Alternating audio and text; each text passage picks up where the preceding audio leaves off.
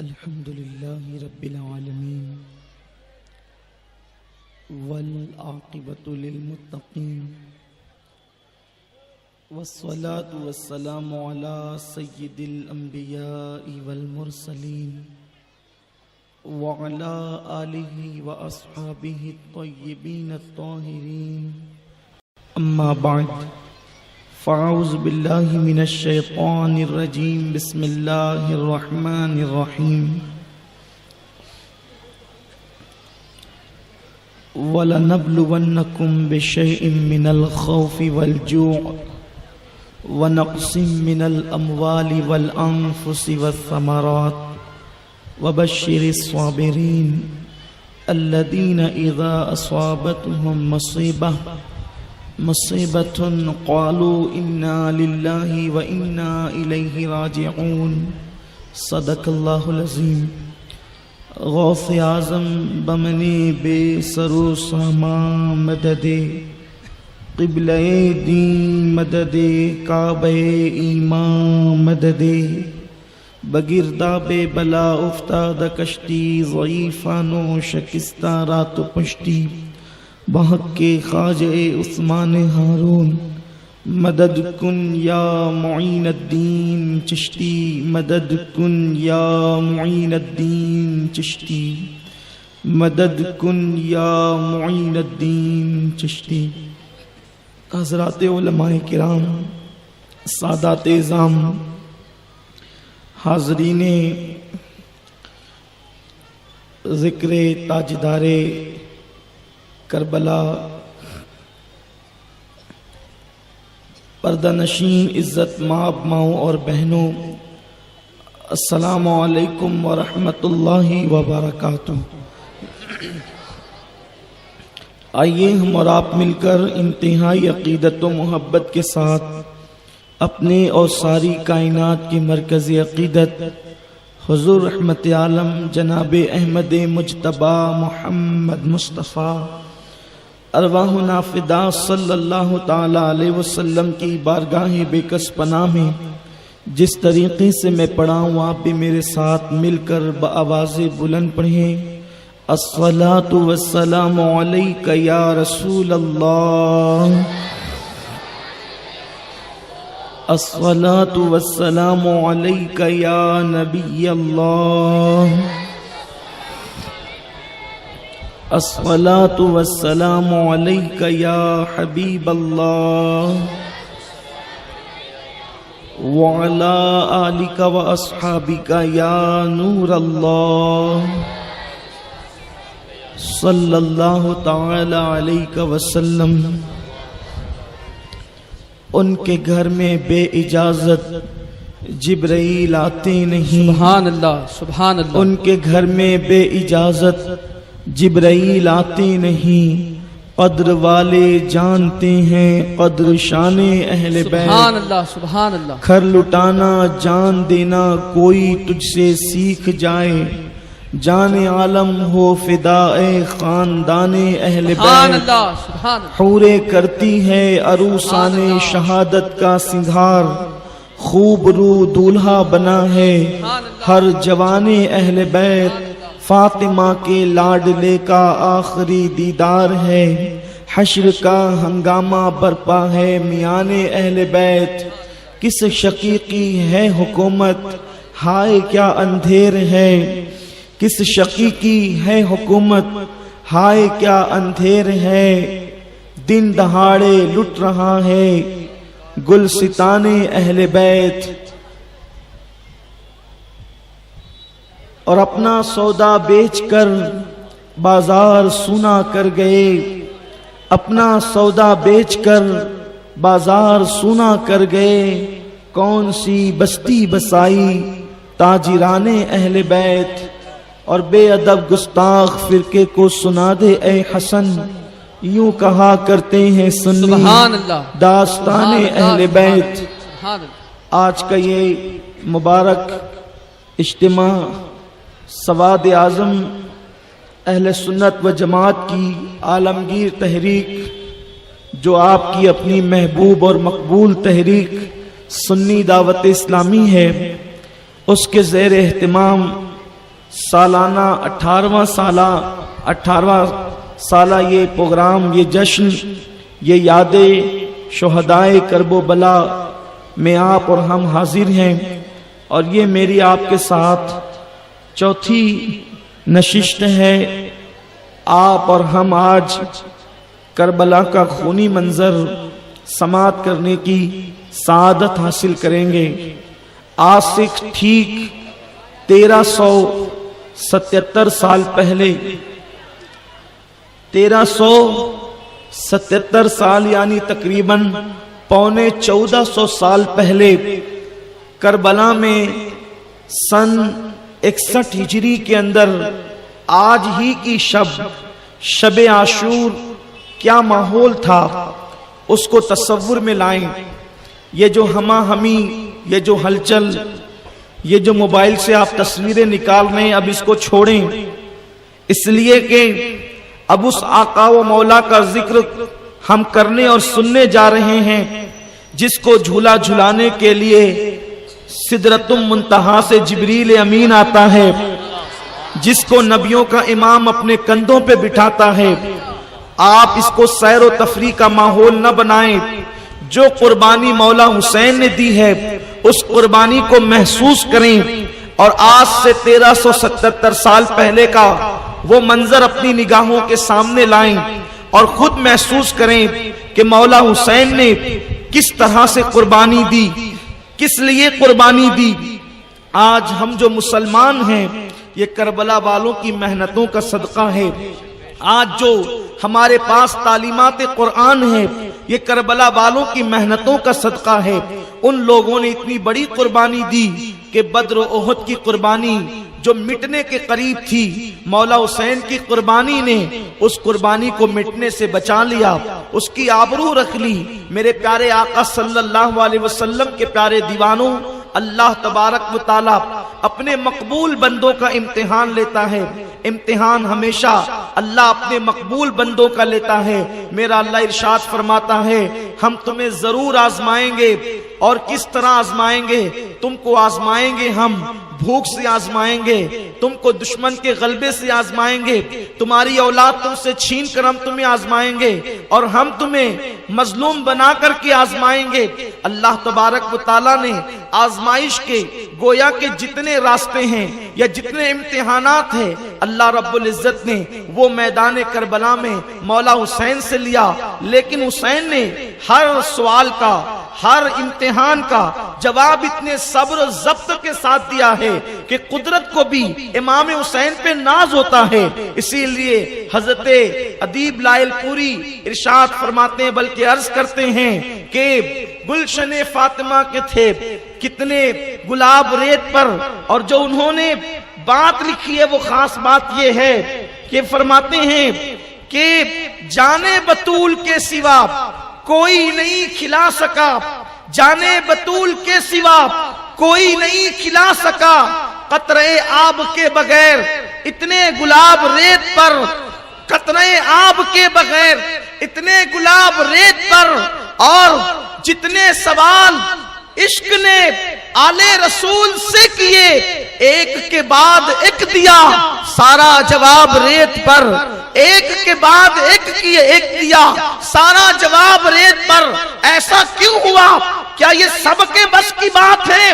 علم والے، عقل والے، شعور والے، تقوی والے، زہد والے تو قیامت تک آتے رہیں گے، تو پھر انہوں نے یہ تاریخ رقم کیوں نہ کی؟ تو فرماتے ہیں آلے نبی کا کام تھا، آلے نبی ہی کر گئے، ہر انسان کے بس کی بات نہ تھی، آلے نبی کا کام تھا، آلے نبی ہی کر گئے۔ کوئی نہ لکھ سکا ادیب ایسی کتاب ریت پر، کوئی نہ لکھ سکا ادیب ایسی کتاب ریت پر۔ کل آپ نے جیلانی چوک پر جو گفتگو سماعت کی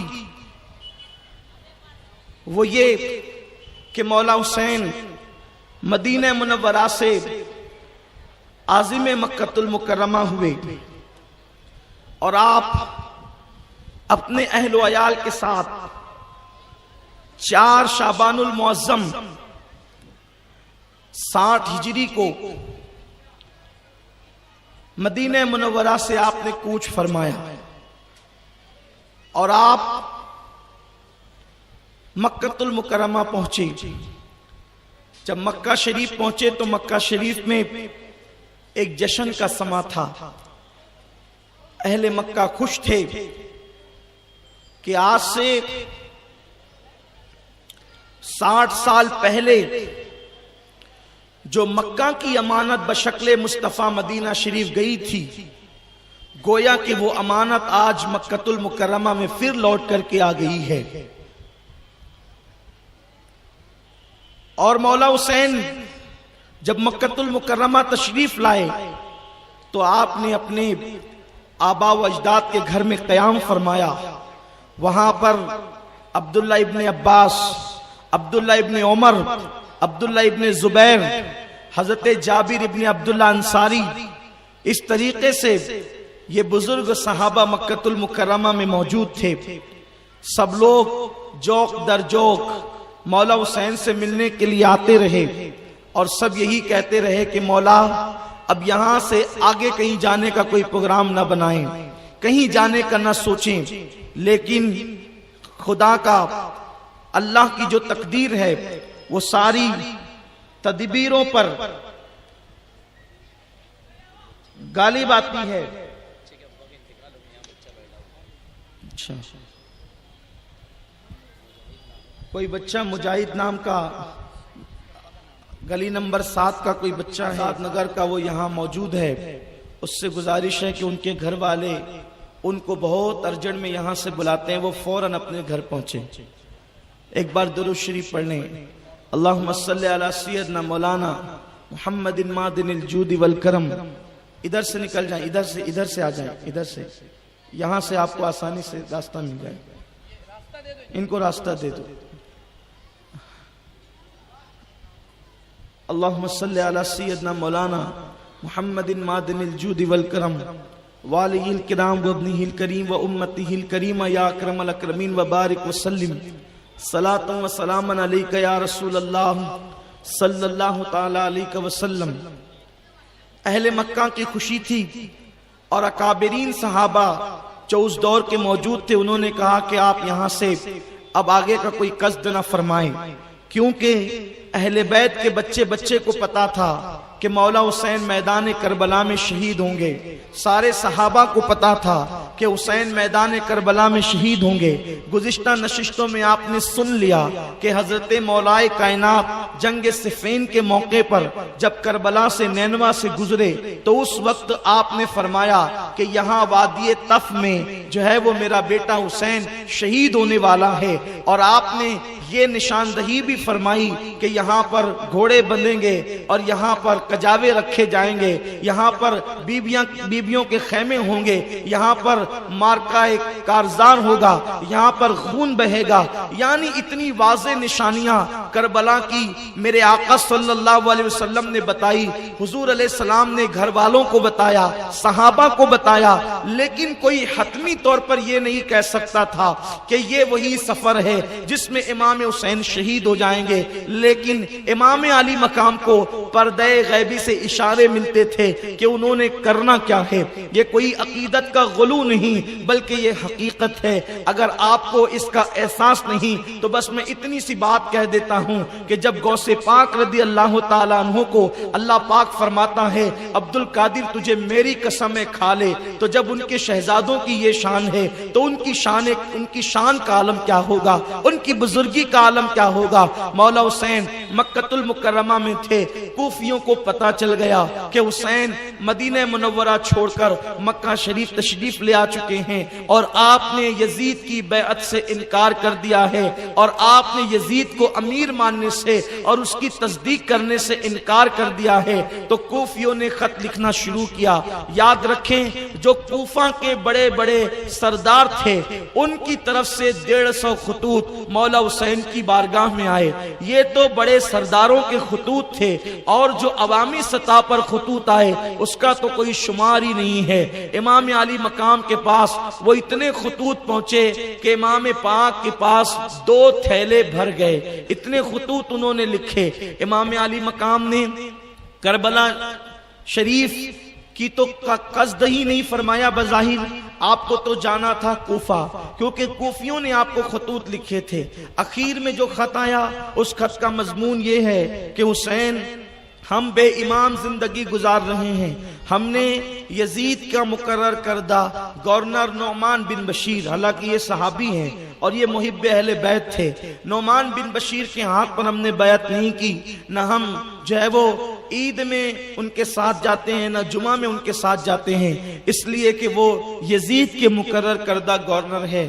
تو امام آپ تشریف لائیں، اگر آپ نہیں آتے ہیں تو ہم اللہ کی بارگاہ میں قیامت کے دن یہ عرض کریں گے کہ مولا ہم تو بے امام تھے، لیکن تیرے نبی کے نواسے کو دین سے زیادہ، شریعت سے زیادہ، اللہ کے قانون سے زیادہ اپنی جان پیاری تھی، اس لیے حسین آپ تشریف لائیں تاکہ ہم آپ کے ہاتھ پہ بیعت کریں اور ہمارا عقیدہ اور ایمان محفوظ ہو، کیونکہ یزید فاسق و فاجر ہے، یہ کسے نہیں پتا، یزید شرابی ہے کسے نہیں پتا، یزید ظالم و جابر ہے کسے نہیں پتا۔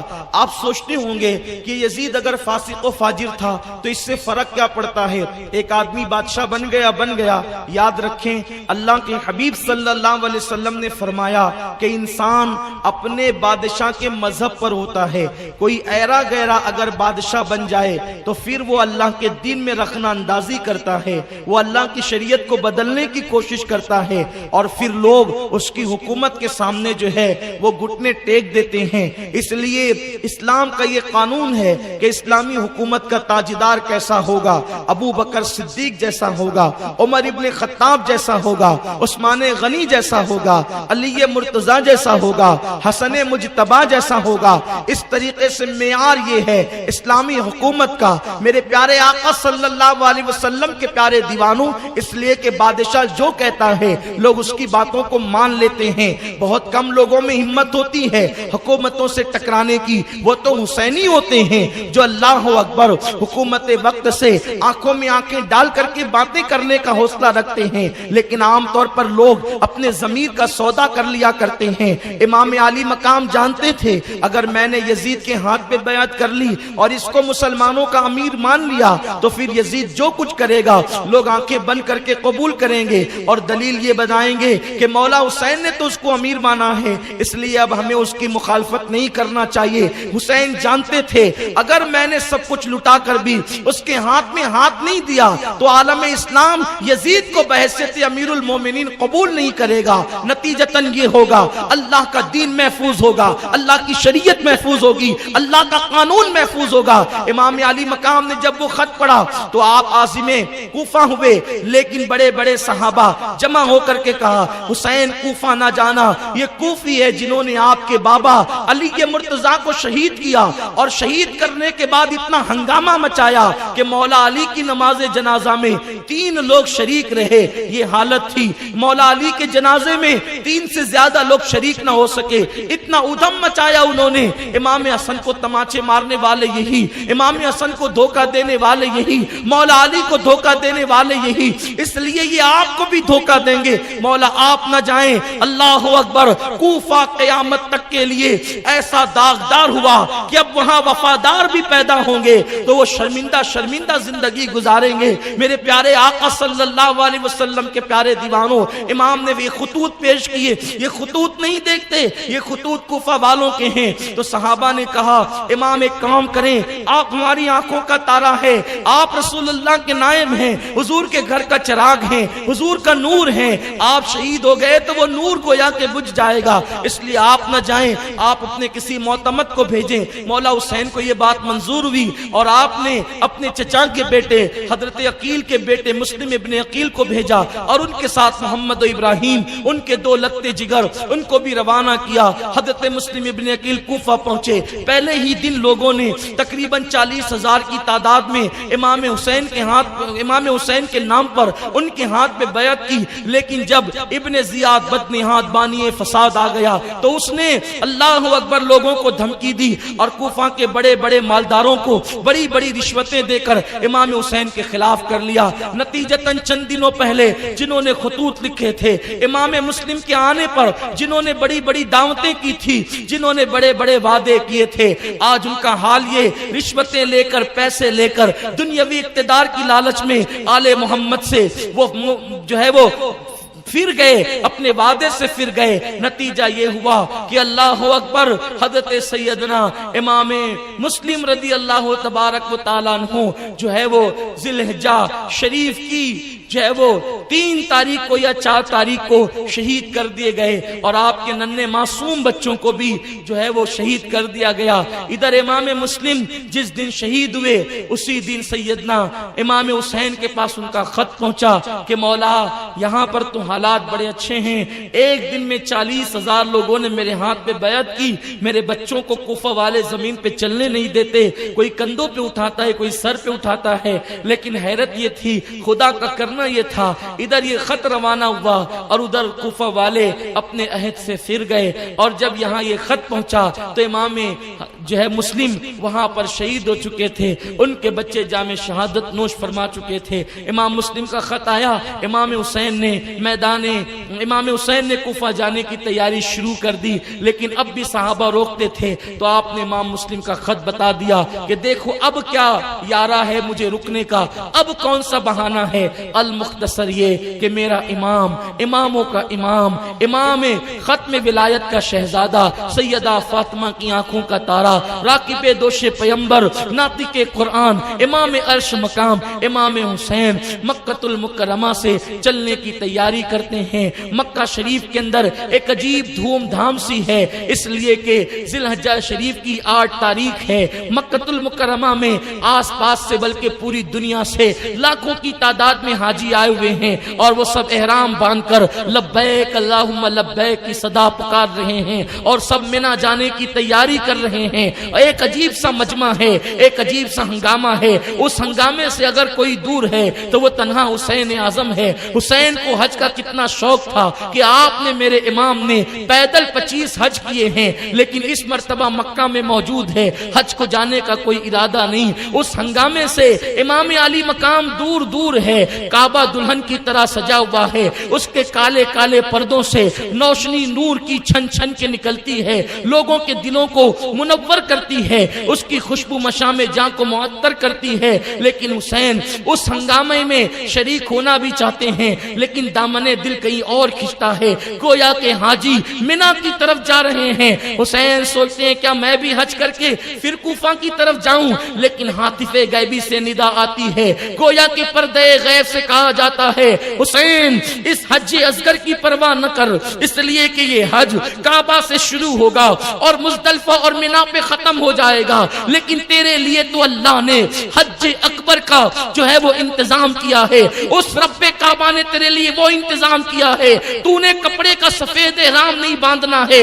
بلکہ کمر کس اور ہمت کا احرام باندھ۔ لوگ کعبے کا طواف کریں گے، لیکن ایک وقت وہ آئے گا حسین، اللہ اکبر، کعبہ تجھے تمنائی ہو کر کے ٹکٹکی باندھ کر کے دیکھے گا۔ لوگوں کا مسا اتنا محدود ہے کہ وہ صفا سے صحیح شروع کریں گے اور مروہ پہ ختم کر دیں گے۔ حسین تیری صحیح کا میدان قدرت نے اتنا بلند کر دیا ہے، اتنا بلند کر دیا ہے کہ تیری صحیح کا میدان کعبے سے شروع ہوتا ہے اور کربلا پہ ختم ہوتا ہے۔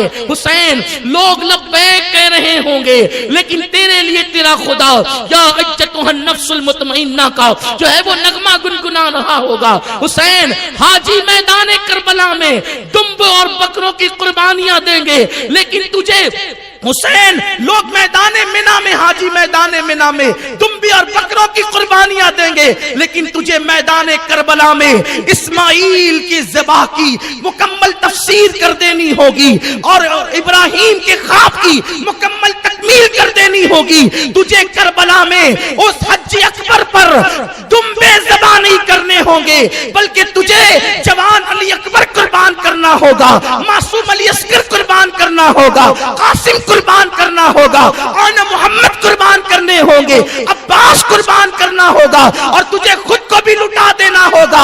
ارے بکری اور دمبے کی قربانیاں تو ہر کس و ناکس کرے گا، لیکن حسین بیٹوں کی قربانی دے کر اگر تو نے دین بچا لیا، یہ وہ رسم ہوگی جب بھی کوئی دین کے خلاف کھڑا ہوگا تو لوگ تیری سنت ادا کر کے دین کو زندہ کریں گے۔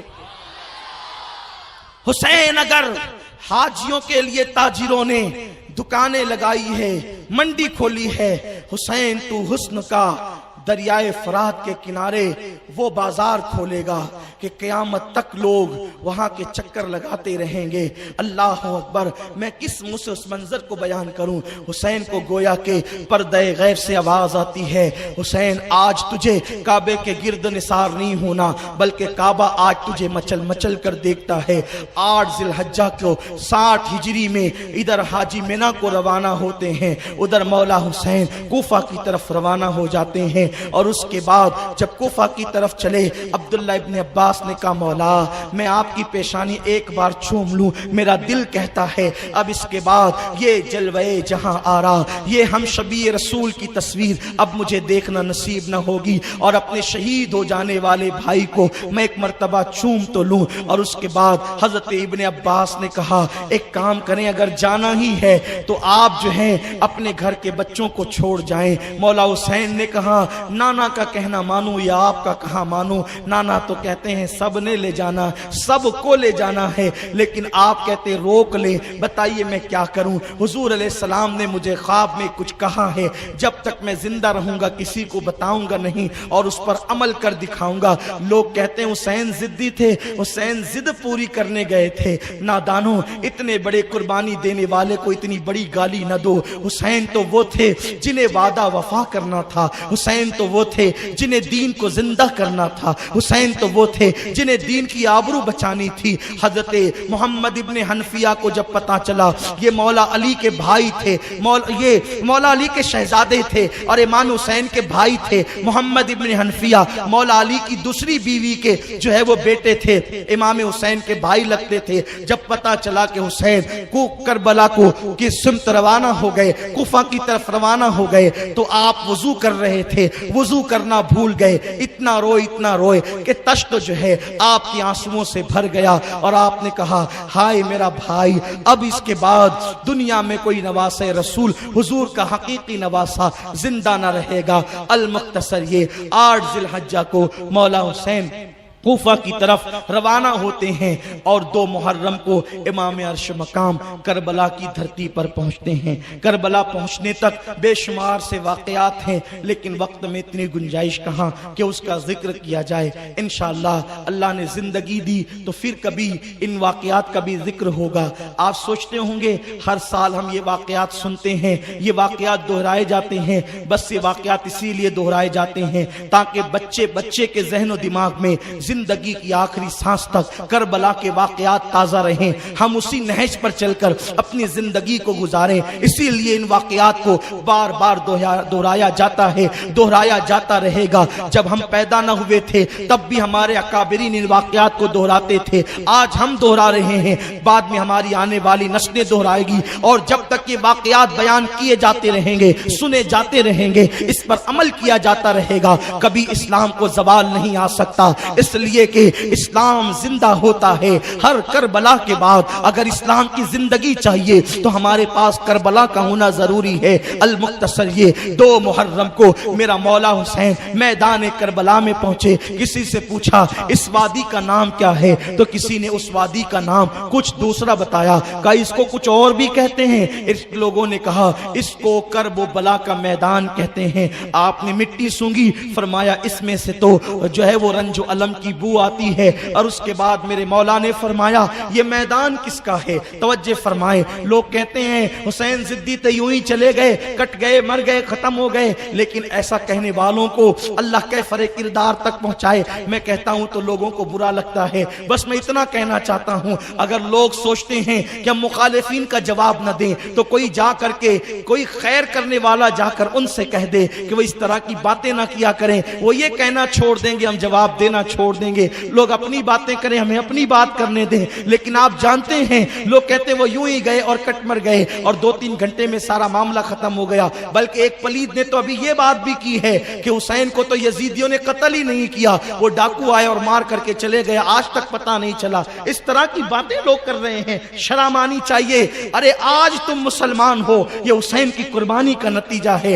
आज तुम्हारे पास मिंबर और मेहराब है, नाम निहाद ही सही, ये मौला हुसैन की कुर्बानियों کا نتیجہ ہے. لیکن یاد رکھنا اس طرح کے تم کتنے بھی قصے گڑھ لو گے دنیا نہیں مانے گی، اس لیے کہ حلالیوں کو اس طرح کی دلیلوں کی ضرورت ہی نہیں ہے. حلالی حلال رہیں گے، امام حسین کی قربانیوں کو مانتے رہیں گے اور ان کی قربانیوں کا دم بھرتے رہیں گے، اور الحمدللہ تعالی پوری دنیا کے اندر مولا حسین کے ڈنکے بج رہے ہیں اور ڈنکے بجتے رہیں گے. اور سن لو، اللہ نہ کرے اگر انسان حسین کا ذکر کرنا بند کر دیں گے تو یہ جو شفق کا جمال ہے، امام سیوطی کہتے ہیں یہ جو روزانہ شفق کی اوپر سرخی نظر آتی ہے وہ امام حسین کے شہادت کی بات کی سرخی ہے.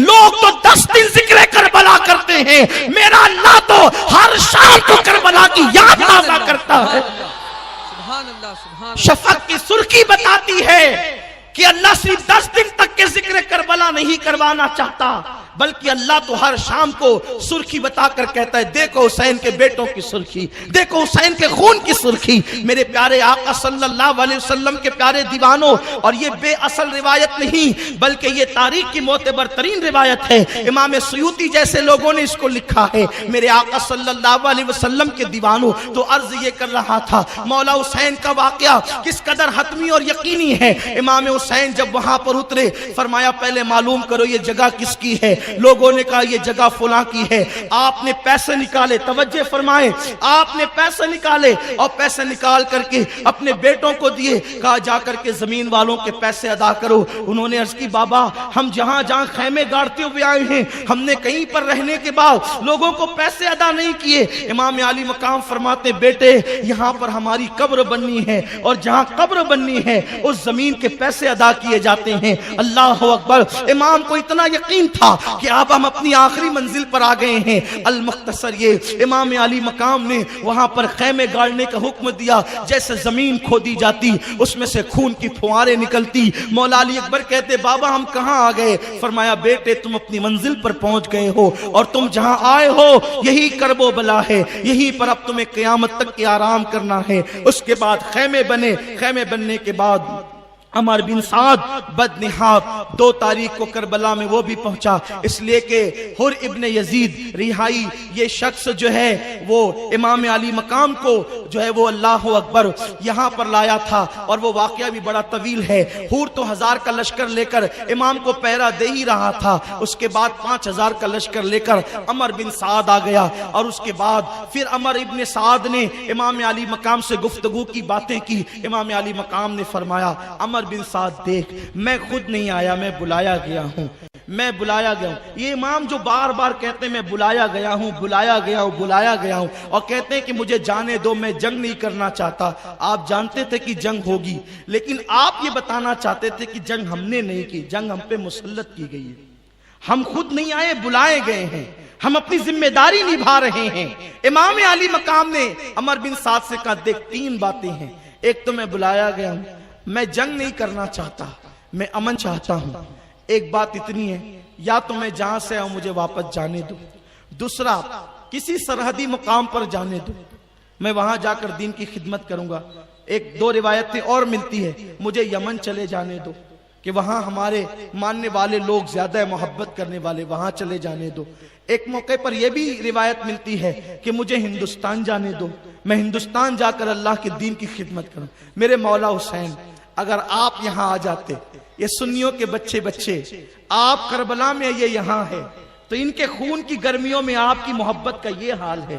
اگر آپ کا مزار یہاں ہوتا میرے مولا ہم اپنے بچوں کو نثار کر دیتے، ہم اپنے بچوں کو وار دیتے. اور آج بھی میرے مولا ہمارا تو جذبات یہ ہیں اگر دین نے پابندی نہ لگائی ہوتی تو ہم آپ کے لیے وہ سب کچھ کر گزرتے جو ایک عاشق کی ذمہ داری ہوتی ہے. لیکن شریعت کی حدود بھی ہمیں رکھنی ہوتی ہے، اس لیے ہم شریعت کی حدود میں رہ کر کے کسی سے محبت کرتے ہیں. میرے پیارے آقا صلی اللہ علیہ وسلم کے پیارے دیوانوں اندازہ تو فرمائیں. اور یا ایک بات یہ بھی فرمائی کہ مجھے یزید کے پاس جانے دو، میں اس سے خود بات کروں گا کہ وہ ایسا کیوں چاہتا ہے. اس نے خط لکھا اور عبید اللہ ابن زیاد کو بھیجا. ابن زیاد بدنہاد اس نے وہ پڑھا اور پڑھنے کے بعد اس نے کہا باتیں تو ٹھیک ہے، اس کو مان بھی لے سکتے ہیں، لیکن وہاں پر ایک بدبخت بیٹھا ہوا تھا، اس کا نام شمر بل بن جل جوشن تھا، یہ مبروس کتا تھا، برسی کتا. حضور نے حدیث میں کتا کہا. جب ہم تقریر میں کسی کو کتا کہتے ہیں تو لوگ کہتے ہیں دیکھو گالی دیتے ہیں. حضور نے فرمایا میرے حسین کو ایک برسی کتا قتل کرے گا. اس کے بدن پر جگہ جگہ برس کے نشان تھے، داغ تھے، کوڑ تھا اس کے بدن پر، اور وہ جو ہے وہ برس زدہ تھا. اس نے کہا شمر نے، ابن زیاد اگر یہ بات یوں ہی اوپر طے ہو گئی تو تیری عزت اور عظمت کا کیا؟ حسین کو تو اپنا مطیع بنا. اور میں نے تو سنا ہے کہ عمر بن سعد جو ہے وہ راتوں میں دیر گئے تک حسین سے بیٹھ کر ساز باز کرتا ہے. اس کو غصہ آ گیا، اس کو شمر نے چڑھا دیا تو شمر کے ساتھ اور فوج بھیجا اور کہا کہ اگر عمر بن سعد لڑتا ہے تو ٹھیک ہے، ورنہ تو اس کو قتل کر دے اور اس کا سر میرے پاس بھیج اور حسین سے تو لڑ. یہ جو شمر تھا، شمر یہ بدبخت، اس کی رشتہ داری جو ہے وہ حضرت عباس علمدار سے یہ ہوتی تھی کہ عباس علمدار کی جو امی جان تھی، ان کی امی جان کے یہ بھائی کا بیٹا تھا. یعنی کہ حضرت ام بنین جو عباس علمدار کی امی تھی، یہ شمر کی پھوپھی لگتی تھی. تو اس نے آتے ہوئے کہا کہ ابن زیاد میں جا تو رہا ہوں، حسین کو معاذ اللہ ضرور قتل کروں گا، لیکن اس کے ساتھ میرے 4 رشتہ دار بھی ہوتے ہیں، عباس ابن علی، عمر ابن علی، عثمان ابن علی، عبداللہ ابن علی. یہ 4 میرے رشتہ دار ہیں، ان کے نام امان لکھ دے کہ ان کو کوئی قتل نہ کرے. اس نے لکھ دیا اور یہ آیا. ایک بات یہاں پر یہ بھی عرض کروں کہ لوگ یہ کہتے ہیں کہ مولا علی کے خلفائے راشدین سے جھگڑے اور اختلاف تھے. ارے جس سے جھگڑے ہوتے ہیں ان کے نام، اپنی اولاد کے نام، ان کے نام پہ اولاد کا نام نہیں رکھا جاتا. مولا علی کو حضرت عمر سے اتنا پیار تھا کہ انہوں نے اپنے بیٹے کا نام حضرت عمر کے نام پہ رکھا تھا. مولا علی نے اپنے ایک بیٹے کا نام حضرت عثمان غنی کے نام پہ رکھا تھا. اس سے پتا چلا کہ حضرت علی ان کو بزرگ مانتے تھے، اور حدیث پاک ہے کہ اپنے بچوں کے نام بزرگوں کے نام پہ رکھو. تو علی نے جن کو بزرگ مانا، آج اگر کوئی ان کو گالی دیتا ہے تو گویا کہ وہ علی کے بزرگوں کو گالی دیتا ہے، اور وہ کیسے محب اہل بیت ہو سکتا ہے؟ یہ بات بہت خیال کرنے کی ہے میرے پیارے آقا علیہ السلام کے پیارے دیوانوں. شمر آیا اور آنے کے بعد عمر سعد سے کہا کہ دیکھ اگر تو نہیں لڑتا اور ساز باز کرتا ہے تو میں تجھے قتل کر کے ابن زیاد کے پاس بھیج دوں گا، اور پھر جو ہے میں لڑائی کروں گا اور رے کی حکومت تیری چلی جائے گی، تہران جس کو کہتے ہیں اس کی حکومت چلی جائے گی. پھر اس کو جوش آ گیا اور اس نے کہا کہ جو بھی ابن زیاد کہے گا میں کرنے کے لیے تیار ہوں. نتیجہ یہ ہوا 7ویں محرم کو امام علی مقام اور ان کے خاندان کے لوگوں پہ پانی بند کر دیا گیا. 9ویں محرم کی عصر کے بعد اللہ اکبر یہ پورا لشکر لے کر 22,000 کا لشکر. لوگوں کو حیرانی ہے، مورخین بھی حیران ہیں کہ 72 لوگوں سے نپٹنے کے لیے 22,000 کے لشکر کی ضرورت کیا ہے. یہ تمہیں نہیں پتا ہے، وہ یزیدیوں کو معلوم تھا کہ یہ جو 72 ہے نا، 72 یہ 72 اس دور کے سب سے بہتر ہے. یہ جو 72 ہیں یہ اس دور کے سب سے بہتر ہیں، علم میں، تقوی میں، عمل میں، طاقت میں، قوت میں. کوئی فلسفہ نہیں، کوئی افسانہ نہیں، کوئی اللہ اکبر واقعہ نگاری نہیں، لیکن وہ علی کے گھرانے کے لوگ تھے جو 72 تھے. اس لیے ان کو اندازہ تھا کہ اس کے لیے اتنا بڑا لشکر بھیجنا ہوگا کہ آسانی کے ساتھ ان کو نپٹا نہیں جا سکتا. 9ویں محرم کو عصر کے بعد عمر بن سعد، شمر، یہ پلید لوگوں نے گھوڑے دوڑانے شروع کیے. مولا حسین میدان کربلا میں اپنے خیمے کے دروازے پر اپنی تلوار سے ٹیک لگا کر کے یوں آنکھیں بند کیے ہوئے تھے. گھوڑوں کے دوڑنے کی آواز آئی. امام نے کہا عباس آواز کیسی؟ عرض کی مولا وہ حملہ کرنا چاہتے ہیں. ارشاد فرمایا ان سے کہہ دو لڑائی لڑنی ہی ہے تو عصر کا وقت ہو رہا ہے، شام کا وقت ہے. اگر دیلم کے دشمن بھی جہاں پر یہ لشکر جا رہا تھا، عمر بن سعد کو پہلے دیلم لڑنے کے لیے بھیجا جا رہا تھا، لیکن وہاں سے ان کافروں کو روک کر کے پہلے ان بزرگوں کو ان سے لڑنے کے لیے اس کو روانہ کیا گیا کہ وہ جنگ روک دو، پہلے ان سے جنگ کرو. یعنی کافروں سے بڑھ کر ان سے دشمنی تھی، ان سے جنگ کرو. تو آپ نے فرمایا کہ دیلم کے کافر بھی اگر تم سے کہتے کہ شام کا وقت ہے، ابھی جنگ نہیں کرنا، کل صبح کرنا، تو تم ٹائم دے دیتے. میں اس لیے ٹائم چاہتا ہوں کہ یہ 9 محرم گزر جائے، 10ویں شب عاشور کی آئے، تو یہ رات ہم قرآن کی تلاوت کر لیں، ہم سجود کریں، اللہ کی عبادت کریں اور اپنے رب کو کی بارگاہ میں آنسوؤں کی سوگات پیش کریں. ایک رات ہمیں عبادت کے لیے دے دو، پھر صبح جو ہوگا اللہ مالک ہے. میرے پیارے آقا صلی اللہ علیہ وسلم کے دیوانوں، میں اتنے حسینیوں سے کہنا چاہتا ہوں جو یہاں سے لے کر وہاں تک بیٹھے ہوئے ہیں، جن کو بیٹھنے کے لیے جگہ نہیں وہ کھڑے ہوئے ہیں، جو لوگوں کو کھڑے رہنے کی جگہ نہیں وہ چھتوں پر ہیں. ان سب حسینیوں سے میں کہنا چاہتا ہوں کہ امام حسین پر جنگ مسلط کی جا رہی ہے، لیکن امام حسین یزیدیوں سے مہلت مانگتے ہیں. ہم ابھی جنگ نہیں کریں گے، عاشورہ کی رات ہمیں عبادت کے لیے دے دو. ہم تلاوت کرنا چاہتے ہیں، اللہ کی عبادت کرنا چاہتے ہیں، رب کی بارگاہ میں آنسوؤں کی سوگات پیش کرنا چاہتے ہیں. لیکن اے حسینیوں، میں تم سے پوچھنا چاہتا ہوں، یہ شب عاشور تم کیسے گزارتے ہو؟ گلیوں میں گھوم کر، مستی مذاق کر کے، میلے ٹھیلوں میں جا کر ذرا سوچو حسین کے دل پر کیا گزرتی ہوگی جب تم شب عاشور ہول ہپاڑ میں، کھیل کود میں گزارتے ہوں گے. اب تو لوگوں کا حال یہ ہے، لوگوں کے ہاتھ میں موبائل ہے، لوگ گیم کھیلتے ہوئے بیٹھتے ہیں. کوئی لوڈا گیم کھیل رہا ہے، کوئی تاش کے پتے کھیل رہا ہے، کوئی کچھ کھیل رہا ہے. یہ میری مائیں اور بہنیں آئی ہیں، اللہ اکبر، دور دور سے یہ آتی ہے، شریک ہوتی ہے. میں ان کو سیدہ زینب کا واسطہ دے کر پوچھتا ہوں، یہ لوگ بھی عاشورہ کی رات میں 2-2, 3-3 بجے تک اپنے بچوں اور بچیوں کو لے کر کے ادھر ادھر بھٹکتے رہتے ہیں. شب عاشور میں میری بہنوں، زینب کی روح کو تکلیف نہ پہنچاؤ، میرے بھائیوں، روح حسین کو تکلیف نہ پہنچاؤ.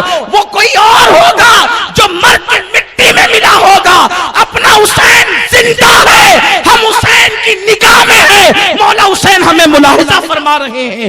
تو اچھا کرتے ہو تو بھی حسین دیکھتے ہیں، برا کرتے ہو تو بھی حسین کی نگاہوں میں ہو. اس لیے یاد رکھنا، شب عاشور ہو یا زندگی کی کوئی شب ہو، کبھی گناہ میں نہ گزارنا، کبھی بے حیائی میں نہ گزارنا، کبھی بے پردگی میں نہ گزارنا، کبھی اللہ رسول کی نافرمانی میں نہ گزارنا. مولا حسین کے مقصد کو پورا کرو. کتنی بڑی قربانی دی ہے، اللہ اکبر. پھر اس کے بعد جب رات آتی ہے، وہ رات اللہ اکبر، میدان کربلا میں حسین کا ہر خیمہ بھرا ہوا ہے. حسین کا یہ جملہ یاد رکھے، حسین کا ہر خیمہ بھرا ہوا ہے. کئی بھائی ہیں، کئی بچے ہیں، کئی بھتیجے ہیں، کہیں یار ہیں، کہیں آوان و انصار ہیں. اتنے میں میرے مولا ایک حجرے میں عشاء کی نماز کے بعد سارے ساتھیوں کو جمع کرتے ہیں. جمع کرنے کے بعد اپنے ساتھیوں میں خطبہ دیتے ہیں. ذرا دیکھو، اگر کسی کا ساتھی بننا ہے تو حسین کے ساتھیوں کی طرح بنو. مولا حسین اپنے ساتھیوں کو بلا کر کہتے ہیں، دیکھو آپ لوگوں کو پتا ہے کہ نانا نے کہا تھا کہ میرا حسین کربلا میں شہید ہوگا. وہ کل کا دن ہے، وہ دن آ گیا ہے. یہ میرے خون کے پیاسے ہیں، یہ مجھے شہید کر دیں گے، اس کے بعد یہ ٹھنڈے بیٹھ جائیں گے. اس لیے میں اپنے گھر والوں سے بھی کہتا ہوں، اپنے بھائی بھتیجوں سے بھی کہتا ہوں، اپنی بیویوں سے بھی کہتا ہوں، اپنی بیویوں سے کہتا ہوں، کوئی علی اکبر کا ہاتھ پکڑے، کوئی قاسم کا ہاتھ پکڑے، کوئی اصغر کو گود میں لے، میں چراغ بجھا دوں گا. یہ سب نکل کر کے چلے جائیں. ساتھیوں سے، آوان و انصار سے کہتا ہوں، یہ سب چلے جائیں. وہ میرے خون کے پیاسے ہیں. دن تڑکنے سے پہلے، دن نکلنے سے پہلے تم لوگ دور چلے جانا. یہ مجھے پائیں گے، یہ شہید کر دیں گے، میرا مقصد پورا ہو جائے گا، ان کا مقصد پورا ہو جائے گا، تمہاری جانیں بچ جائے گی. اس وقت مولا نے خطبہ دیا اور خطبہ دینے کے بعد جلتا ہوا چراغ آپ نے اپنے ہاتھوں سے بجھا دیا. چراغ بجھ گیا. امام علی مقام نے کہا، میں نے آنکھیں بند کر لی ہے، چراغ بجھا دیا ہے، اندھیرے میں نکل کر کے چلے جاؤ جس کو جانا ہے. لیکن اس حجرے کے اندر تو، اس خیمے کے اندر تو آنسوؤں کی سسکیوں کی آواز بڑھتی جاتی ہے. بہت دیر گزر گئی. اس کے بعد میرے امام نے چراغ روشن کیا. جب چراغ روشن ہوا تو دیکھا کہ جتنے تھے اتنے بیٹھے رہے. اس کے بعد حضرت مسلم ابن اوسجا نے کہا، حسین ہمیں آپ نے یہ سمجھا کہ ہم آپ کو چھوڑ کر چلے جائیں گے؟ خدا کی عزت کی قسم، اگر آپ کو چھوڑ کر جائیں گے تو میدان محشر میں شفاعت کی بھیک کس سے مانگیں گے؟ حضرت عباس نے کہا، مولا حسین کیا تم نے ہمیں وفادار نہ سمجھا جو آپ جانے کی بات کرتے ہیں؟ آپ کو چھوڑ کر جائیں گے، فاطمہ الزہرا کو کیا منہ دکھائیں گے؟ قیامت میں فاطمہ کہے گی میرے لگتے جگر کو چھوڑ کر تم بھاگ گئے تھے، ہم کیا منہ دکھائیں گے؟ یہ نہیں ہو سکتا حسین، ہم آپ کو چھوڑ کر نہیں جائیں گے، بلکہ خدا کی قسم ہمارے جسم میں خون کا ایک قطرہ ہوگا، اس وقت تک ہم آپ کو میدان کربلا میں بھی نہیں جانے دیں گے۔ بیویوں نے کہا حسین ہم اجڑتا ہوا سہاگ دیکھیں گے، ہمارے ہاتھوں میں ہتکڑیاں، آپ کہتے ہیں نا کہ آپ کے بعد ہاتھوں میں ہتکڑیاں ہوگی، ہم برداشت کریں گے، اس لیے کہ جس کے ساتھ پھولوں کی صحت پر زندگی گزاری ہے اس کی محبت میں کانٹوں کی راہ بھی ہم چلنے کا حوصلہ رکھتے ہیں۔ مولا حسین نے سب کو دعا دی اور فرمایا سب اپنے اپنے حجرے میں جاؤ اور عبادت کرو، تلاوت کرو۔ آج کی رات گویا کہ 1377 سال پہلے میدان کربلا میں ایک سونی سونی سی رات تھی، دو لشکر تھے، ایک طرف 72 تھے، دوسری طرف 22,000، اور فرات کے کنارے پر فرات موجے مار رہا تھا۔ اس وقت صرف فرات کی شریر آوازیں تھی، لیکن اگر آج کوئی کربلا جا کر دیکھے، کل 22,000 جو کر و فر کے ساتھ وہاں پر ناچ رہے تھے، آج ان کا نام و نشان نہیں، لیکن آج کے دن کوئی جائے کربلا میں اس کو یوں لگے گا جیسے گنبد خضرا کی ساری بہاریں یہیں پر برس رہی ہے، مکے کی ساری بہاریں یہیں پہ برس رہی ہے۔ اللہ اکبر! اس وقت کربلا کا منظر کیا ہوگا یہ تو آپ انٹرنیٹ پر بھی دیکھ سکتے ہیں۔ کیا وہاں پر اللہ اکبر حسین کے بہت زیادہ چاہنے والوں کی بھیڑ ہوگی، ایسا جمگٹا کہ تل رکھنے کو جگہ نہیں۔ میرے پیارے آقا علیہ الصلوۃ والتسلیم کے پیارے دیوانوں، لیکن کہاں گیا وہ شامی اللہ اکبر حاکم کہاں گیا جسے دنیا یزید کہتی ہے؟ نہ آج اس کا نام نہ اس کی اولاد کا نام، گویا کہ تاریخ بتا رہی ہے جو اللہ کے لیے حق پر اپنا سب کچھ لٹا دیتا ہے، اگر اس کی زندگی میں کوئی اس کی قدر کرے نہ کرے، لیکن آنے والا دور حق کو ضرور پہچانتا ہے، حقانیت کو ضرور پہچانتا ہے۔ اب اللہ صبح تڑک رہی ہے، صبح کا اجالا پھیل رہا ہے، اور 10ویں محرم آتی ہے، شب عاشور گزرتی ہے اور یوم عاشور کا آغاز ہوتا ہے۔ مولا حسین نے تیمم کیا، پورے خیمے والوں نے تیمم کیا، اور اس کے بعد کربلا کے اندر اذان کے لیے جسے بحیثیت مؤذن مقرر کیا گیا وہ ہم شبیہ رسول تصویر مصطفیٰ علی اکبر تھا۔ میدان کربلا کی صبح علی اکبر کی اذان سے ہوئی۔ اللہ اکبر! گویا اس اذان کی بلائیں اذان بلالی لے رہی ہو۔ اللہ اکبر! بلال بھی اذان پڑھتے تھے، عرش والے جس کی مشتاق ہوتے تھے، لیکن آج ہم شبیہ مصطفیٰ، ہم شبیہ رسول اللہ اکبر کربلا کی دھرتی پر اذان دے رہا ہے، اور اکبر کی اذان کی آواز سے کربلا کی صبح کا آغاز ہوتا ہے۔ صبح ہوتی ہے، امام علی مقام نماز فجر پڑھاتے ہیں، اور اس کے بعد پھر آپ فوج کو ترتیب دیتے ہیں، ادھر 72 تن ہے، ادھر 22,000 ہے، اور اس کے بعد میدان کرب و بلا کے اندر جنگ کا آغاز ہوتا ہے۔ لیکن جنگ کے آغاز سے پہلے مولا حسین میدان کربلا میں کھڑے ہو کر اتمام حجت کے لیے ایک خطبہ ارشاد فرماتے ہیں۔ وہ خطبہ کا اختصار کے ساتھ یہ ہے کہ لوگوں یہ بتاؤ، میں نے کوئی چوری کی ہے، میں نے کوئی ڈاکہ ڈالا ہے، میں نے کسی کو ناحق قتل کیا ہے، میں نے کسی پہ ظلم کیا ہے، میں نے کوئی گناہ کیا ہے، میں نے کسی کو ستایا ہے، میں نے کسی کا دل دکھایا ہے، بتاؤ میں نے کیا کیا ہے؟ لوگوں کیا تمہیں نہیں پتا اس وقت روئے زمین پر کیا سب سے افضل میں نہیں؟ امام علی مقام نے اپنی فضیلت خود بیان کی، اس لیے کہ جب لوگ فضیلت بھول جائیں تو مولا حسین اپنی ذمہ داری محسوس کر رہے تھے۔ فرمایا بتاؤ اس وقت رسول پاک کا حقیقی نواسا روئے زمین پر کیا میرے سوا کوئی ہے؟ کوئی ہے؟ کیا میں فاطمہ کا بیٹا نہیں؟ کیا میں علی کا لگتے جگر نہیں؟ جا کے پوچھو، اس وقت جابر ابن عبداللہ موجود ہے، اس وقت اکابرین صحابہ کی اولادیں موجود ہیں جنہوں نے اپنے کانوں سے سنا، اور جنہوں نے اپنے باپ داداؤں سے اپنے کانوں سے سنا کہ رسول اللہ نے فرمایا حسین و منی وانا من الحسین، حسین مجھ سے، میں حسین سے، میں وہی ہوں جس کو نبی سنتے تھے، میں وہی ہوں جس کو نبی چومتے تھے، میں وہی ہوں جس کے لیے سجدے طویل کرتے تھے۔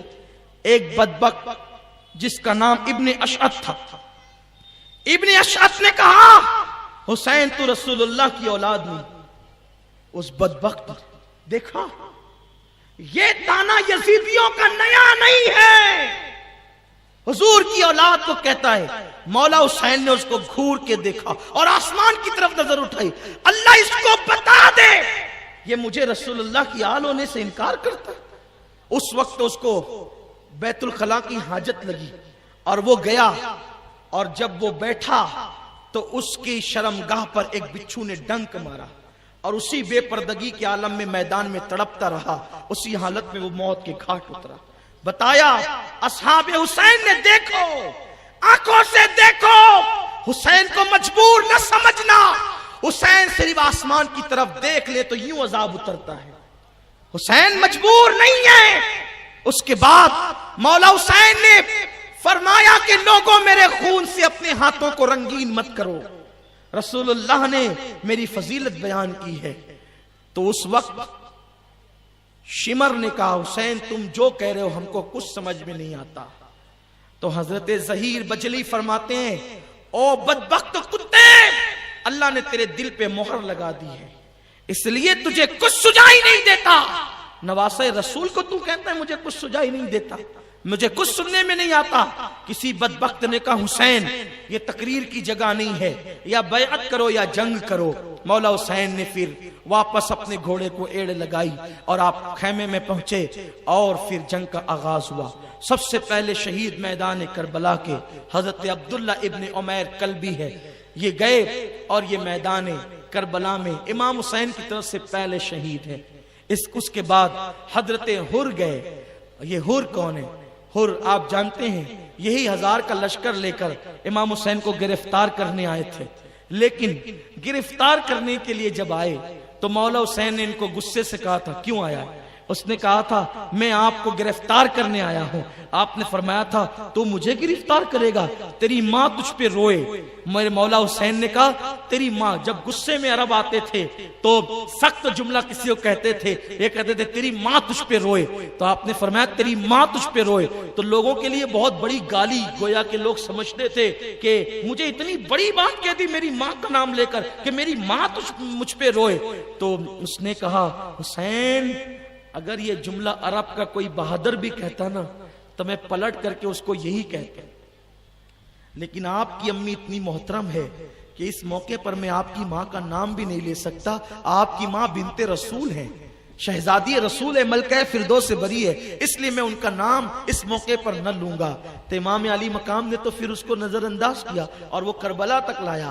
اللہ کو یہ ادا حر کی اتنی پسند آ گئی کہ جو فاطمہ کے نام کا احترام کرتا ہے وہ یزیدی کے خیمے میں رہے، اللہ کو گوارا نہیں۔ عین جنگ کے موقع پہ اللہ نے حر کو پلٹنے کی توفیق عطا فرمائی، اور حر واپس ادھر آ گئے، یزیدیوں کو چھوڑ کے اس طرف آ گئے، عین جنگ میں ادھر آ گئے اور کہا مولا مجھے معاف کر دو۔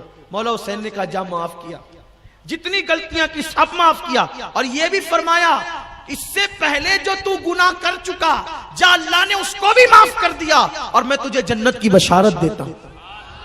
اور حر جو ہے لڑنے کے لیے گئے اور خوب قتل کیا لوگوں کو، واپس آئے، کہا مولا آپ راضی ہیں؟ فرمایا کہ میں تجھ سے راضی ہوں اور تو جہنم سے آزاد ہے، حر ہے، تیری ماں نے تیرا نام حر رکھا آزاد، جا تو جہنم سے آزاد ہے۔ اس کے بعد پھر پلٹ کر کے گئے اور چاروں طرف سے گھیر لیے گئے اور پھر شہید ہو گئے۔ حضرت قیس شہید ہوئے، مسلم ابن اوسجہ شہید ہوئے، حضرت حارث شہید ہوئے، اس طریقے سے حبیب شہید ہوئے۔ یہ شہادت کا سلسلہ چلتا رہا جب تک کہ آوان و انصار حسین موجود رہے۔ کسی بھی خاندان کے فرد کو ان لوگوں نے میدان کربلا میں جانے نہیں دیا۔ جب سارے غلام شہید ہو گئے تو اب باری ہاشمی نوجوانوں کی آئی۔ جو امام حسین کے خاندان کے لوگ تھے ان کی تعداد 32 بتائی جاتی ہے، 32، جس میں سے امام حسن کے 4 بیٹے، مولا علی کے دوسری بیوی کے 4 بیٹے، اس طریقے سے حضرت عقیل کے 3 بیٹے، اس طریقے سے حضرت عبداللہ ابن جعفر کے 2 بیٹے، امام حسین کے 2 بیٹے، یہ جو شہید ہوئے ہیں، اس طرح سے تعداد بنتی ہے 32۔ تو جس وقت میدان کربلا میں غلام شہید ہو گئے تو خاندان کے لوگوں کی باری آئی۔ سب سے پہلے حضرت مسلم ابن عقیل کے بیٹے گئے، وہ لڑے۔ حضرت عقیل کے بیٹے گئے، وہ لڑے، وہ شہید ہو گئے۔ مولا حسین دیکھ رہے ہیں، ایک ایک کا لاشا اٹھاتے ہیں، لا کر کے رکھتے ہیں۔ اس کے بعد حضرت امام حسن کے 3 بیٹے گئے، وہ لڑے۔ اس کے بعد مولا علی کے دوسرے 4 بیٹے گئے، وہ لڑے، وہ بھی سب شہید ہو گئے۔ تو اب جب چنندہ لوگ اب بچے، سارے خیمے خالی ہو گئے، چند نفوس بچے، تو اس وقت سیدہ زینب جو امام حسین کی چھوٹی بہن تھی، وہ آئی اور آنے کے بعد کہنے لگی، بھیا امی نے دنیا سے جاتے جاتے تمہیں چند نصیحتیں اور وصیتیں کی تھی۔ امام حسین نے فرمایا ہاں۔ تو عرض کیا اس میں سے ایک وصیت یہ بھی تھی کہ کبھی میری زینب کا دل نہ دکھانا، اور زینب جو کہے اس کو مان لینا۔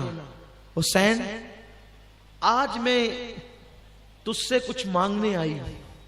ایک بہن ہے، تصور کریں، ایک بہن ہے اور بھائی اس پوزیشن میں ہے کہ وہ سب لٹا چکا ہے، کچھ نہیں ہے بھائی کے پاس، بظاہر گھر بھی نہیں ہے، گھر سے بے گھر ہے، مدینے کی پھولوں کی صحت چھوڑ کر کربلا کی ریت پر ہے، تپتی ہوئی ریت پر۔ اور ایک بہن بھائی کے پاس آ کر کہتی ہے، تیری بہن آج تجھ سے کچھ مانگنا چاہتی ہے۔ لیکن بھائی نے بہن کا اتنا خیال کیا کہ بظاہر کچھ نہ ہوتے ہوئے بھی کہا، زینب جو مانگو گی دیں گے، آج مانگو کیا مانگتی ہو۔ سخی کے لال تھے، بہن نے کہا کہ کچھ مانگنا چاہتی ہوں، تو بھائی نے کہا دیں گے۔ اتنے میں بہن پیچھے مڑی اور اشارہ کیا، بیٹو باہر نکل آؤ۔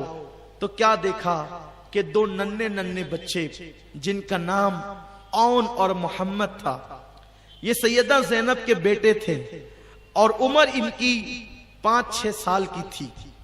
اپنے قد سے اونچی تلوار اٹھا کر یہ آئے۔ مولا حسین نے دیکھا، آنکھیں پھٹی کے پھٹی رہ گئی، یہ کیا ہے؟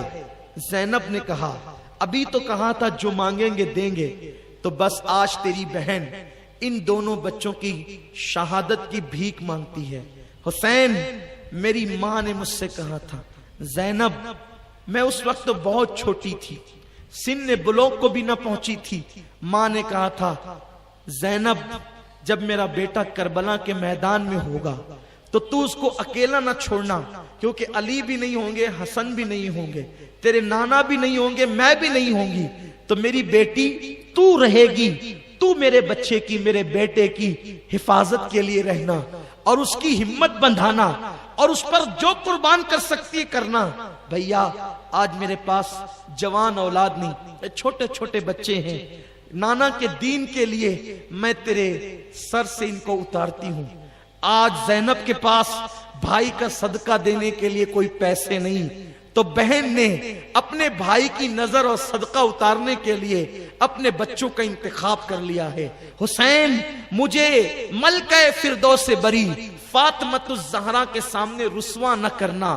اگر قیامت کے دن فاطمۃ الزہرا نے کہا زینب کیا میرے بیٹے سے زیادہ تیری اولاد قیمتی تھی، تو میں قیامت میں فاطمہ کو جواب کیا دوں گی؟ اس لیے روکنا نہیں بھیا۔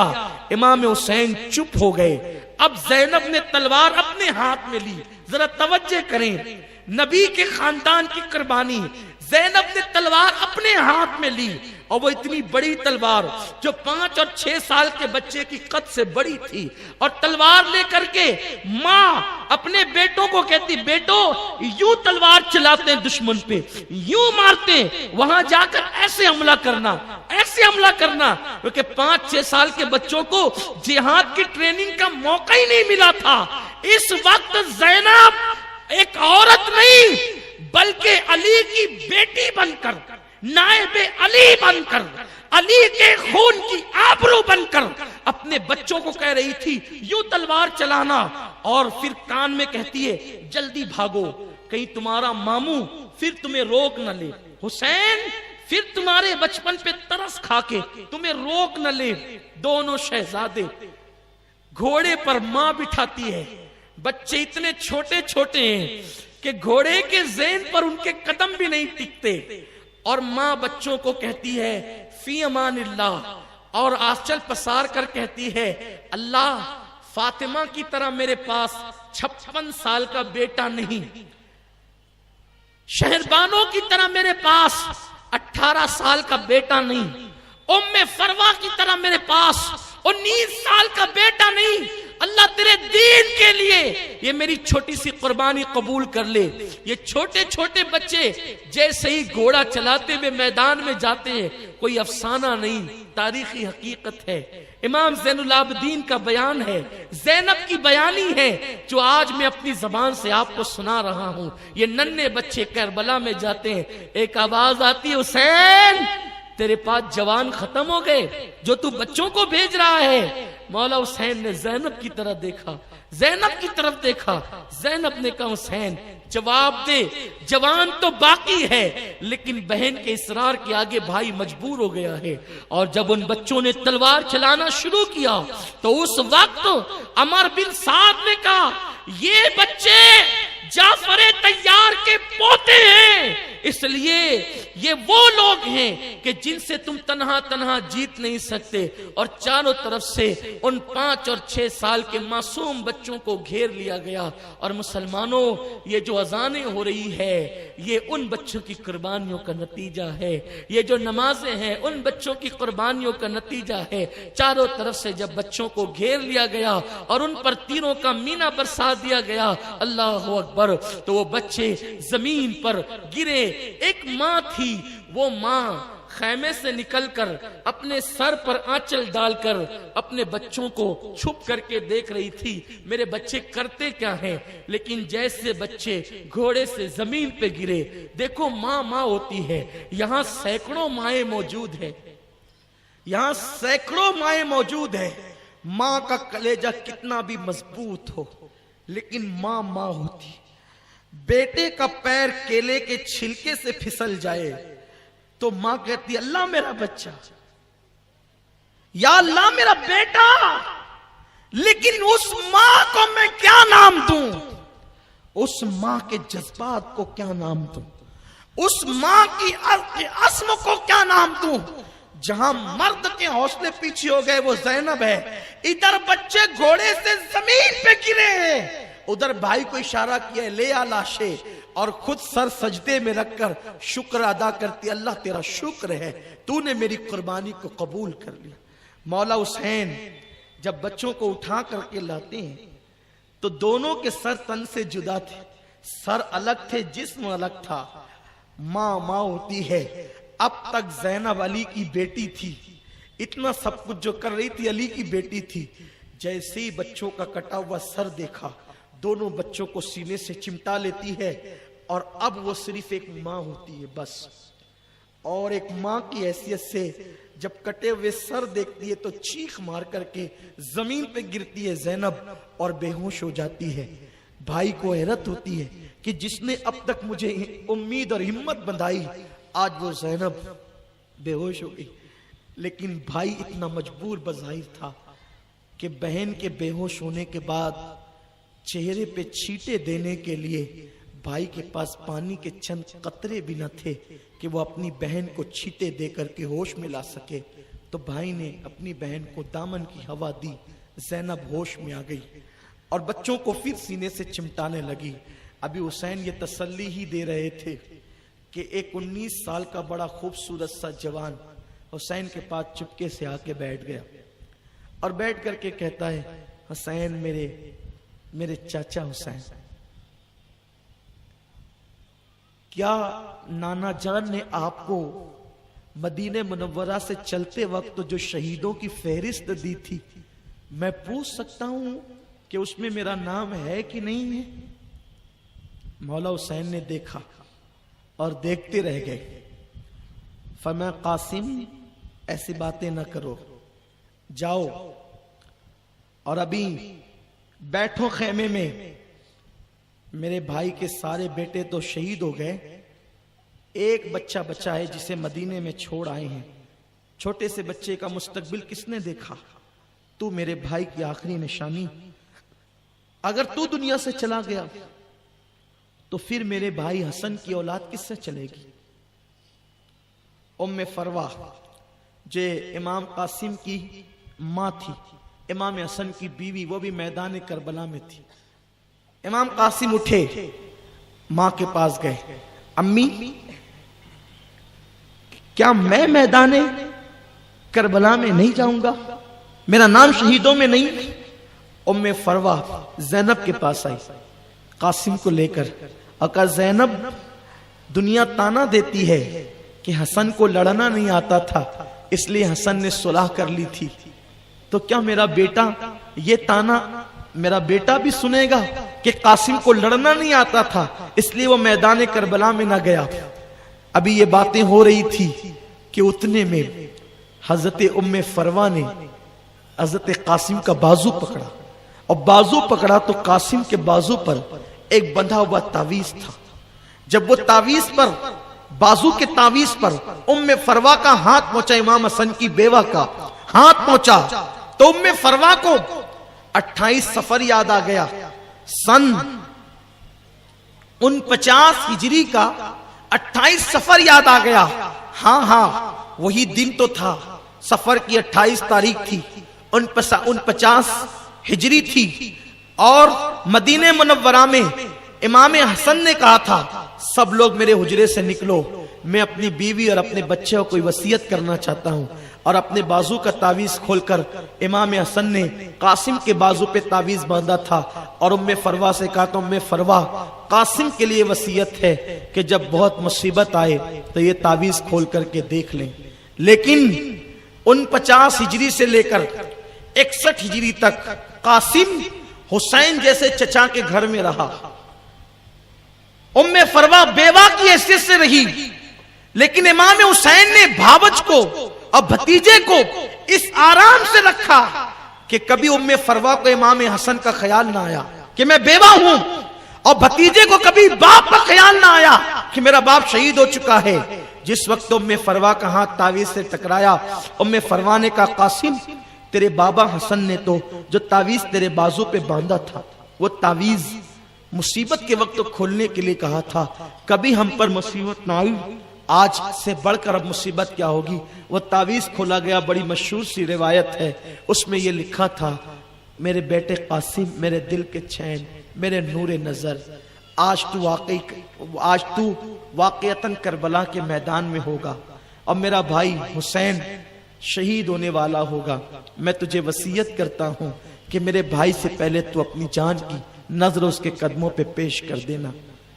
زینب, ام فروا, شیر بانو, رباب, یہ عورتیں مل کر مولا حسین کے پاس آتی ہے اور کہتی ہے اس بچے کو جانے دو کربلا میں, کیونکہ اس کا بابا اس کو شہادت کی سند دے کر گیا ہے.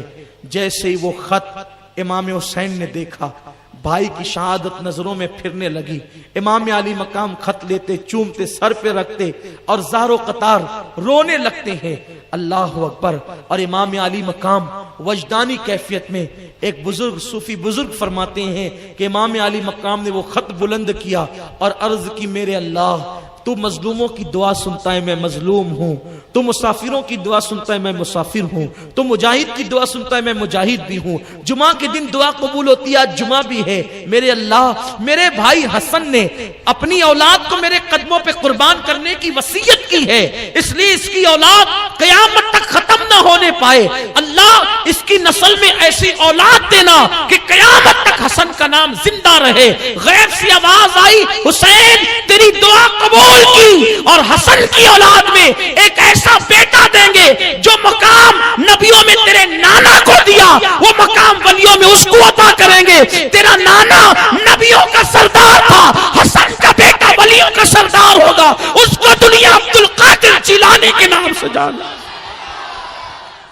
میرے غوث کی شان یہ ہے, اسی لیے غوث پاک منبر پر بیٹھ کر کبھی کبھی فرماتے تھے کہ میں اپنے دادا حسن مجتبی کی دعا بن کر آیا, میں اپنے دادا امام حسین کی فریاد کا جواب بن کر آیا ہوں. اللہ اکبر.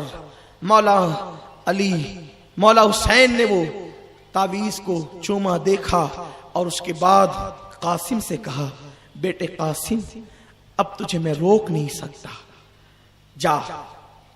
میدان کربلا میں 19 سال کا بھتیجا امام حسین اس کا ہاتھ پکڑتے ہیں اور اس کو گھوڑے پہ بٹھانے لگتے ہیں مولا قاسم کو. ام رباب کہتی ہے حسین تھوڑا ٹھہرو، حسین تھوڑا ٹھہرو. امام حسین کہتے کیوں؟ عرض کرتی ہے جب امام حسن شہید ہونے لگے تھے تو انہوں نے مجھے اپنا امامہ دیا تھا اور کہا تھا کہ آج میرا قاسم 7 سال کا ہے، جب میرا قاسم کربلا میں جانے لگے گا تو میرا امامہ اس کے سر پہ باندھ دینا، میرے بیٹے کا امامہ، میرے بیٹے کے سر پہ میرا امامہ باندھ دینا. اس کے بعد ایک صندوق کھولتی ہے اور امامہ نکالتی ہے. دیکھو کتنا یقین ہے نبی کی اہل بیت کو کہ کربلا ہوگا اور کون کون شہید ہوگا. حضور نے سب خاندان والوں کو بتایا تھا. امامہ نکالتی ہے، کہا حسین یہ آپ کے بھائی حسن مجتبیٰ کا امامہ اپنے ہاتھ سے باندھے. امام قاسم کو امام حسین اپنے ہاتھ سے امامہ باندھتے ہیں. امام قاسم بہت خوبصورت تھے. نبی کا گھر بھی کیا گھر ہے کہ اس گھر کا ہر ایک بچہ جہاں پیدا ہوا شیر خدا معلوم ہوتا ہے. اور محمد مصطفیٰ کے باغ کے سب پھول ایسے ہیں یہ بن پانی کے تر رہتے ہیں مرجھایا نہیں کرتے. آج اس قوم نے ان آقاؤں کی قربانی کو بھلا دیا، فراموش کر دیا. ان یزیدیوں نے جو ظلم کیا تھا وہ تو کیا تھا، لیکن آج یہ کلمہ پڑھنے والی امت ان کی قربانی کا ذکر بھی نہیں کرتے. مسجدوں میں خاموشی، مدارس میں خاموشی، بیان گاہوں میں خاموشی. آج کی رات خدا جانے کن کن کے تذکرے ہوں گے، لیکن امام علی مقام کی قربانیوں کا ذکر نہیں ہوگا. لوگوں کیا ان کا یہی حق تھا کہ اتنی بڑی قربانی؟ سوچو ایک چچا اپنے بھتیجے کے سر پہ امامہ باندھتا ہے اور یہ کہہ کر کے بیٹے جاؤ تیری اور اپنی ملاقات اب میدان محشر میں ہوگی، اور جب حوض کوثر کے کنارے بیٹا تیرے بابا سے ملاقات ہو تو میرا سلام کہنا اور کہنا کہ چچا ان قریب ملتے ہیں آپ سے. علی اکبر امام قاسم مولا حسن کا بیٹا گھوڑے پہ بیٹھتے ہیں اور اس کے بعد ام فروا اپنے بیٹے کو آخری مرتبہ دیکھتی ہے. ہائے وہ مائیں کیسی مائیں ہوگی جنہوں نے اپنے بیٹوں کو اللہ کے دین پہ قربان کیا. آج کی مائیں اگر بیٹا داڑھی رکھ لے تو ماں کہتی ہے کیا تو بڈھا ہو گیا جو ابھی سے داڑھی رکھ رہا ہے. اگر سر پہ ٹوپی پہننے کا عادی بنے تو ماں کہتی ہے یہ ملا گیری چھوڑ. اللہ اکبر. آج مائیں اپنے بیٹوں کو کہتی ہے پیسے لے اور فلم دیکھ کر کے آ. اے ماں تو اپنے آپ کو جہنم میں نہ ڈال، جہنم کا ایندھن نہ بنا. اگر ماں بننا ہے شہر بانو جیسی ماں بن، ام فرما جیسی ماں بن. ماں نے اپنے بیٹے کو آخری نظر دیکھا اور دیکھنے کے بعد نظر آسمان کی طرف اٹھ گئی. امام قاسم جب میدان کربلا میں قدم رکھتے ہیں، امام قاسم کا مقابلہ بہت شہزور پہلوانوں کے ساتھ تھا. امام قاسم کی شہادت مورخین نے بہت شرح و بسط کے ساتھ لکھا ہے، جس کو میں اختصار کے ساتھ حصول برکت کے لیے عرض کر رہا ہوں. اللہ آپ کی دعائیں قبول کرے. جس جس کے دل میں جو جو تمنائیں ہیں اس قاسم، اس دولہا قاسم کی کہ صدقے میں اپنے دلوں میں وہ تمنائیں لے لے. اس لیے کہ قاسم کی نسبت طے تھی حضرت سکینہ کے ساتھ. سکینہ کا شوہر بننے والا تھا قاسم، اور یہ پلان تھا کہ ان قریب قاسم کا رشتہ سکینہ کے ساتھ جو طے ہو چکا ہے تو نکاح بھی ہو جائے گا. لیکن اسی درمیان میں کربلا کا میدان آ گیا، اس لیے وہ شادی دھری کے دھری رہ گئی اور امام قاسم کی شادی نہ ہو سکی. ماؤں کو کس قدر ماؤں کو یہ ہوتا ہے انتظار، میرے جوان بیٹے کی شادی رچاؤں گی. اور پھر وہ قاسم جس کو دیکھ دیکھ کر ام فروا نے زندگی گزاری تھی، جس کو دیکھ دیکھ کر بے وگی کا غم بھلایا تھا، آج وہ قاسم بھی کربلا کے میدان کی طرف جا رہا ہے. کبھی ام فروا سکینہ کا چہرہ، بننے والی بہو کا چہرہ دیکھتی ہے ام فروا، کبھی قاسم کا چہرہ دیکھتی ہے. حسین کے دل پہ کتنے زخم ہیں. ایک تو وہ بیٹی جو سہاگن بننے سے پہلے جس کا سہاگ کربلا میں اجڑنے جا رہا ہے، یہ قربانی ہے خاندان نبوت کی. ہم کیسے بھول جائیں اس خاندان کی قربانی کو. جو لوگ پانی پلاتے ہیں لوگ ان کو تھینک یو کہتے ہیں، جو لوگ چھوٹے سے کام کر جاتے ہیں, گٹر اور سڑکیں بنا دیتے ہیں, ان کے شکریہ اخباروں میں چھپتے ہیں. حسین کا خاندان وہ ہے جس نے گلی کوچوں میں سڑکیں اور نالیاں نہیں بنائی. حسین کا خاندان وہ ہے جس نے پل صراط پر ہمیں گزرنے کا رستہ عطا کیا ہے, ہمیں جنت میں جانے کے لیے راہ ہموار کی ہے. ہمارا قرآن بچایا, ہمارا دین بچایا, ہمارا اسلام بچایا, ہماری اذانیں بچائی, ہماری نمازیں بچائی, ہماری بیٹیوں کی آبرو بچائی. نکلتا ہوا سورج ہر دن اہل بیت کو سلامی دیتا ہے, ڈوبتا ہوا سورج ہر دن اہل بیت کو خراج پیش کرتا ہے. اس لیے کہ لوگ سب کو قربان کر کے خاندان بچاتے ہیں, حسین نے خاندان قربان کر کے اللہ کے دین کو زندگی دی. اس حسین کے دل پہ کیا گزرتی ہوگی. 7 سال کی بیٹی سہاگن بننے سے پہلے جس کا ہونے والا سہاگ کربلا میں لٹنے کے لیے جا رہا ہے. یہاں میں یہ بات بھی کہہ دوں, لوگوں نے کربلا میں کچھ واقعات گڑھ بھی لیے. لوگ کہتے ہیں میدان کربلا میں شادی ہوئی, میدان کربلا میں کوئی شادی نہیں ہوئی. اسی لیے کچھ جاہل لوگ امام قاسم کی مہندی بھی نکالتے ہیں. میں اپنی بہنوں سے کہتا ہوں, عورتوں سے, یہ قاسم کی مہندی کیا ہے؟ لوگ کہتے ہیں کربلا میں لگائے تھی قاسم کو مہندی. ارے مردوں کو تو مہندی لگانا حرام ہے. اور تم سے پوچھتا ہوں, معصوم علی اصغر کو پینے کے لیے پانی نہیں ملا تو قاسم کی مہندی کلانے کے لیے پانی کہاں سے آ گیا؟ اس لیے جہالت نہ کرو, ہوش سے کام لو, سچائی کی طرف رہو, جتنا حق ہے اتنا مانو, غلو مت کرو, نہ گھٹاؤ نہ بڑھاؤ. قاسم کربلا میں چلے. مولا حسین نے جو ہاتھ اٹھا دیے, اللہ میرے بھائی کے بیٹے کی لاج رکھنا. ام فروہ نے جاتے جاتے کہا, قاسم بیٹا 6 سے لڑنا, کیونکہ تیرے بابا کے لیے لوگوں نے یہ الزام لگایا ہے کہ حسن کو لڑنا نہیں آتا تھا. بس اسی شہادت پر آپ اپنی دل میں تمنا لے لیں, گفتگو مکمل کرتا ہوں. امام قاسم جب میدان میں پہنچے تو ارزق نامی پہلوان آپ کے مد مقابل تھا. ارزق, عمر بن سعد نے کہا کہ ارزق تو جا. یہ ارزق وہ پہلوان ہے جس کے بارے میں آیا کہ 1000 لوگوں سے اس کا مقابلہ ہوتا تھا تو یہ لوگوں پہ غالب آ جاتا تھا. ارزق جب امام قاسم کے مقابلے میں جانے کے لیے تھا, اس نے کہا یہ بچہ میں اس کے مقابلے میں جاؤں گا. اس نے جانے سے انکار کیا تو اس نے اپنے بیٹے کو بھیجا. امام قاسم نے اس کے 2 ٹکڑے کیے, دوسرے کو بھیجا, پھر 2 ٹکڑے کیے, تیسرے کو بھیجا, اس کے 2 ٹکڑے کیے, چوتھے کو بھیجا, اس کے 2 ٹکڑے کیے, حتیٰ کہ اب ارزق نامی وہ پہلوان مست ہاتھی کی طرح غصے میں جھلایا اور آیا گھوڑے پہ بیٹھ کر کے, اور اس نے کہا اے بچے تو کون ہے؟ تو آپ نے فرمایا انا قاسم ابن الحسن, میں حسن کا بیٹا ہوں, علی میرا دادا ہے فاتح خیبر. اس نے کہا مجھے جانتا ہے میں کون ہوں, میں ارزق ہوں. ارزق, اور میں یہ جانتا ہوں اور وہ جانتا ہوں وہ جانتا. امام قاسم نے اس کو ہنس کر کہا تو اتنی باتیں کر رہا ہے, یہ جانتا ہوں وہ جانتا ہوں, تجھے تو گھوڑے کے زین سنبھالنا بھی نہیں آتی. جیسے وہ جھکا دیکھنے کے لیے امام قاسم نے وار کیا اور اس کے 2 ٹکڑے کیے. شمر غصے میں جھلا کے کہتا ہے یہ حسن کا بیٹا ہے, یہ اس طریقے سے لوگوں کو قتل کرتا رہے گا. ایک کام کرو, چاروں طرف سے اس کو گھیر لو. اور اس کے بعد امام قاسم کو چاروں طرف سے گھیر لیا گیا. لیکن گھیرنے کے بعد نیزے چلائے, تیر چلائے, تلوار چلائی گئی, اور امام قاسم نے آخری آواز دی یا اماں ادریکنی یا اماں, اے میرے چچا میری مدد کیجئے, میرے چچا میری مدد کیجئے. تو امام قاسم اندر گھستے اتنی اندر چلے گئے تھے فوج میں کہ امام علی مقام کے وہاں پہنچنے تک تھوڑی سی تاخیر ہو گئی. ساری کربلا کی شہادتوں میں 2 شہادتیں ایسی ہیں ہر شہید کو روح نکلنے کے بعد پامال کیا گیا ہے.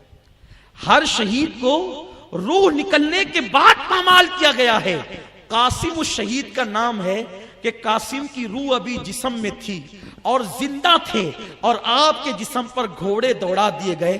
مورخین لکھتے ہیں کہ امام قاسم کی دونوں طرف کی پسلیاں ایک دوسرے میں مل گئی. دونوں طرف کی پسلیاں ایک دوسرے میں مل گئی اور امام قاسم نے جب آواز دی میرے چچا مجھے بچا لو آؤ.